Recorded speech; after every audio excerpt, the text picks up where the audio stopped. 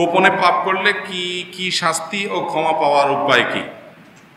গোপনে পাপ এটা কোনো কোনো ক্ষেত্রে প্রকাশ্য পাপের তুলনায় লঘু, এ অর্থে যে যারা প্রকাশ্যে অপরাধ করে এদের অনেক সময় তওবা নসিব হয় না, কারণ তার ভিতরে বেপরোয়া ভাব চলে আসে।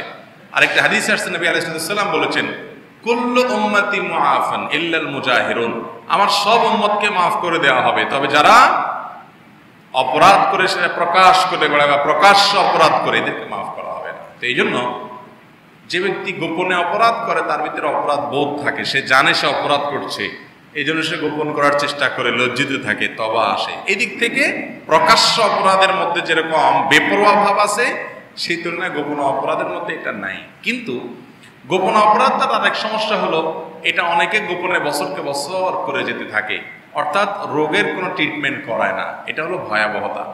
তো এই জন্য যথাসম্ভব গোপন অপরাধগুলোকেও কমিয়ে আনার জন্য চেষ্টা করতে হবে, পরামর্শ নিতে হবে এবং পদক্ষেপ গ্রহণ করতে হবে, নিজের বিরুদ্ধে নিজে সংগ্রাম করতে হবে। কিন্তু তুলনামূলকভাবে যেটা বলেছি, প্রকাশ্য অপরাধের চাইতে গোপন অপরাধ এই দিক থেকে লঘু যে আপনার প্রকাশ্য অপরাধকারী অনেক সময় তওবা নসিব হয় অনেক দেরিতে। আবার লঘু বলাতে গোপন অপরাধ শুরু করে দিয়েন না। গোপন অপরাধের আরেকটা সমস্যা আছে, যেটা প্রকাশ্য অপরাধে নেই। সেটা প্রকাশ্য অপরাধ তো মানুষ তাকে বলে, সংশোধন করে অনেক সময়, কিন্তু গোপনে দেখা যায় অনেকে, কেউ তো জানে না, তাকে ফেরেশতা মনে করে, তলে তলে সে অপরাধ করে যাচ্ছে, কারণ নসিহত পায় না, কেউ তাকে হয়তো ব্যক্তিগতভাবে বোঝায়ও না, এই অপরাধটা থেকে মুক্তিও তার নসিব হয় না। এই জন্য এটা এদিক থেকে ডেঞ্জারাস।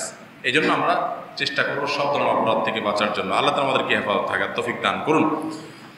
এরপর আরেকটা প্রশ্ন আছে, দেরি হয়ে গেছে অনেক। সমস্ত সৃষ্টিকর্তা যদি আল্লাহই হন, তবে তিনি চাইলে তো হিন্দু ঘরের সন্তানটাকেও মুসলিম পরিবারে পাঠাতে পারতেন, কারণ জন্মের আগে তো মানুষ হিন্দু মুসলিম ছিল না, জন্মের পরে বিভক্ত হয়। ভাই, এটা কমন প্রশ্ন। আল্লাহ তাআলা মানুষকে বিবেক দিয়েছেন না দেন নাই? তো বিবেক যদি দিয়ে তা কাউকে আল্লাহ তাআলা পাঠিয়ে থাকেন, সে যদি অমুসলিমের ঘরেও জন্মগ্রহণ করে, তাকে আল্লাহ তাআলা বিবেক দিয়েছেন, তার কাছে ইসলামের দাওয়াত পৌঁছেছে, এরকম যদি হয়, তাহলে তার বিবেক সে কেন খরচ করলো না, এর জন্য সে জবাবদিহি করবে। কথা কি বুঝাতে পারছি? এখন আপনি বলবেন যে মুসলমান এক জন্মগ্রহণ করেছে, সে তো একটা এক্সট্রা অ্যাডভান্টেজ পেয়েছে, যে অমুসলিমের ঘরে জন্মগ্রহণ করছে সে অ্যাডভান্টেজ পাই নাই। তো অ্যাডভান্টেজের হিসাব নিকাশ আপনি যদি করেন, তাহলে সব দিক তো আপনি হিসাবে আনতে পারবেন না। এক একজন এক এক দিক থেকে অ্যাডভান্টেজ পায়, এক একজনের জন্য এক এক রকমের পরীক্ষা থাকে, সবাইটা সবসময় এক হয় না। বিধায় আল্লাহ রাব্বুল আলামিনের নির্ধারণ এবং তার ফয়সালার উপরে প্রশ্ন না তুলে আপনি নিজের করণীয় ঠিক করেন, নিজের গন্তব্য ঠিক করেন। আল্লাহ তাআলা আমাদেরকে বোঝার তৌফিক দান করেন।